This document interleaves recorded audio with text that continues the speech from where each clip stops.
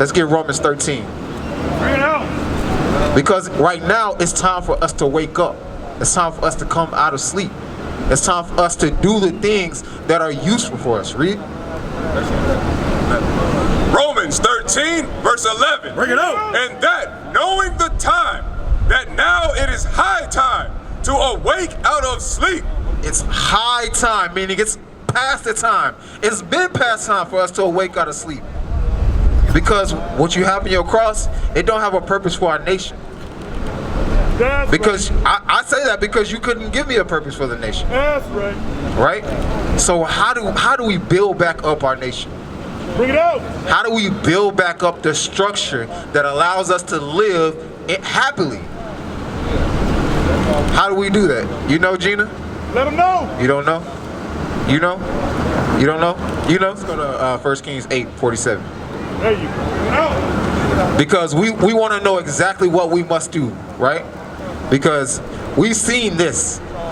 We've seen this, and I want to explain to you why we went into this situation, but we're already here, so we need to know how to get out of this situation. Right? 1 Kings chapter 8, verse 47. Bring it out. Yet, if they shall bethink themselves. What does it mean to bethink yourself? I'm sorry, bro. You got to tell me your name one more time. Dakarai. Okay, Dakarai and Gina. All right? Read it again. Yet, if they shall bethink themselves. All right, Dakarai, what does it mean to bethink yourself? To bethink yourself means to remember yourself, right? To remember who you are. Remember that we were once kings and priests. Go to Deuteronomy and madness in the streets. Deuteronomy 28, madness. 28, right? Because right now we have our brothers and our sisters across the street displaying a curse that's written in the Bible. Read. Deuteronomy 28, verse 28. The Lord shall smite thee with madness. The scripture said the Lord, if you turn around and look, our sisters and our brothers are smitten with madness. Why? Because we're arguing in the streets. With a baby on the chest. We're arguing in the street. The sister got a baby strapped around her chest, right? The gates of the city languish, our leaders languish, because our fathers are not teaching our sisters how to behave well in the streets. Our brothers are not standing up and teaching our sisters and showing our sisters the right way to behave in the streets. That's why the scripture says we will be smitten with madness. We will be smitten with madness. Read Leviticus 19:17. Leviticus chapter 19, verse 17. Thou shalt not hate thy brother in thine heart. Bring it out. Gina, listen to this real quick. The scripture says, thou shalt not hate thy brother in thy heart. The scriptures say, thou shalt not hate thy brother in thy heart. Right? So we walk around in the streets smitten with madness, attacking each other. Dakarai. You understand what I'm saying? You see what I'm saying now? The scripture says that Judah mourneth. Our people are in mourning. The gates thereof languish. We don't have the right leadership in order to get our children in order, to stand up manfully. So what do we have to do? Go back to 1 Kings 8:47. Go back to 1 Kings, because this is a perfect example of the gates thereof languish, right? So how do we change this? That's what we're here for. Read. 1 Kings chapter 8, verse 47. Yet if they shall bethink themselves. We have to remember ourselves. You so-called blacks, Hispanics, and Native Americans, you have to remember that you are God's people. That's right. You have to remember that you are Israelites. Right. That you are not Negroes. Right. That you are not niggas. Right. That you are not spics. Right. That you are a holy people. Right. Who have laws and order and structure, so that when other people look at you in the streets, they will see that you are wise and understanding people. That's right. That's what the scripture says. Let's go get that. Hold that verse 8. Get Deuteronomy. Because we are supposed to be a wise and understanding people. Right? We're supposed to walk down the street and be able to show others that we can conduct ourselves properly. Read. Deuteronomy chapter 4, verse 6. Keep therefore and do them.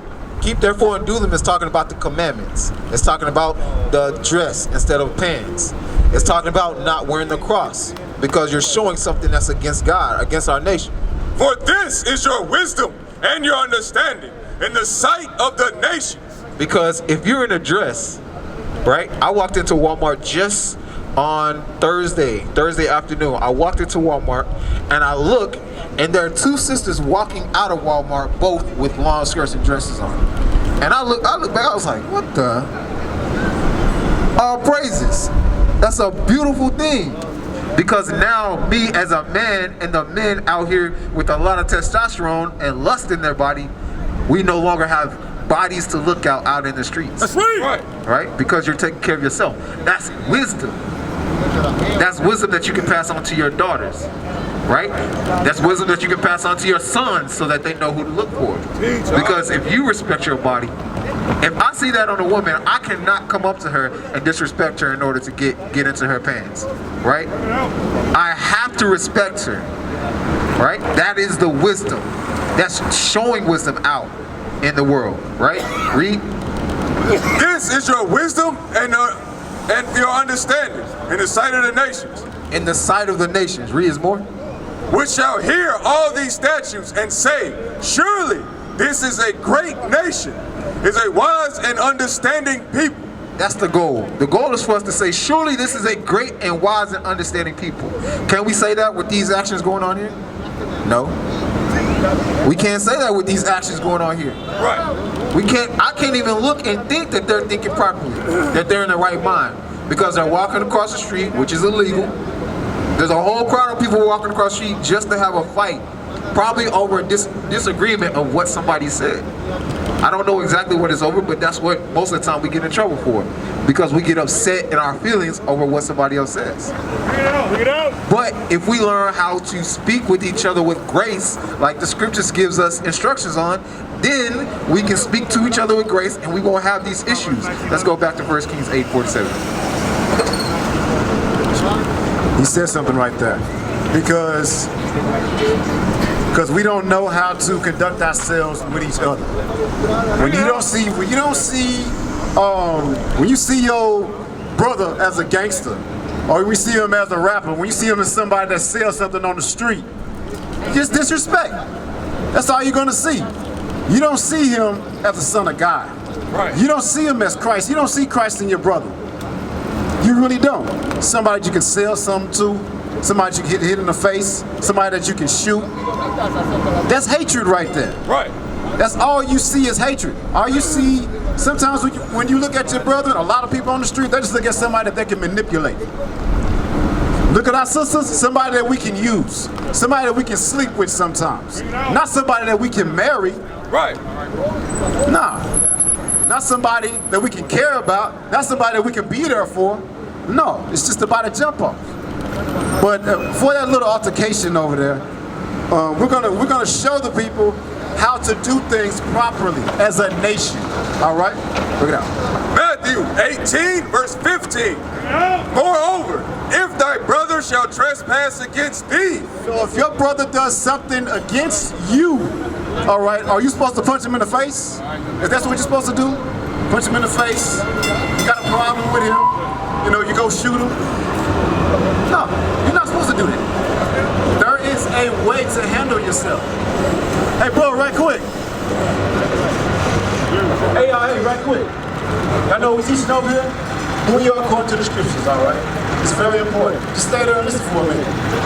So how to conduct ourselves is what we don't have as a nation. Right quick, man. How we conduct ourselves is what we don't have as a nation. Right. We don't have any structure.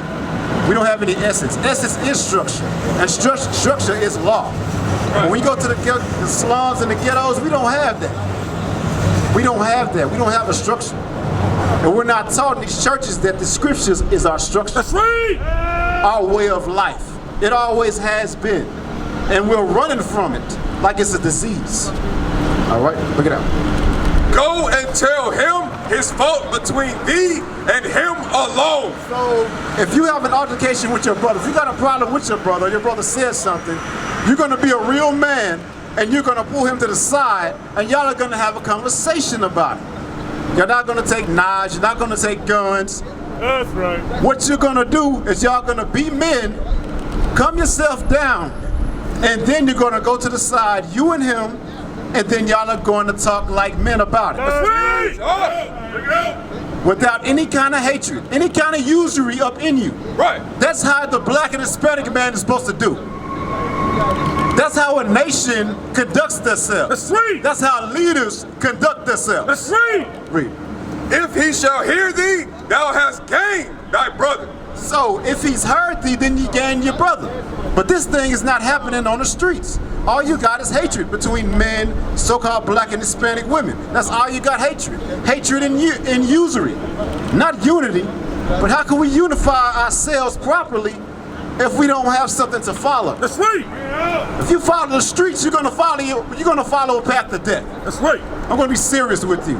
The streets got nothing but death for you. Black man, Hispanic man, Native American man.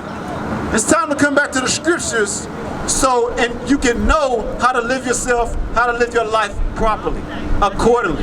How to teach your generations how to treat each other properly. That's right. That's what these scriptures are all about. We used to scream black power while heroin was pushed. But at the end of the day, nothing's in vain. IUIC has been given a vision. The tents of Judah has risen. Many has attempted the mission, minor murmuring, omitting, and missing the mark. Just reading that he had the flame of fire in his eyes gave us the spark. We on Paul's mission. We out on the road, purple and gold, from Mexico, Cuba, Haiti, Ghana, Sierra Leone. 144,000 boots banging, concrete crackling. These are how men repented at heart. The scriptures is proof. IUIC, we deliver the truth.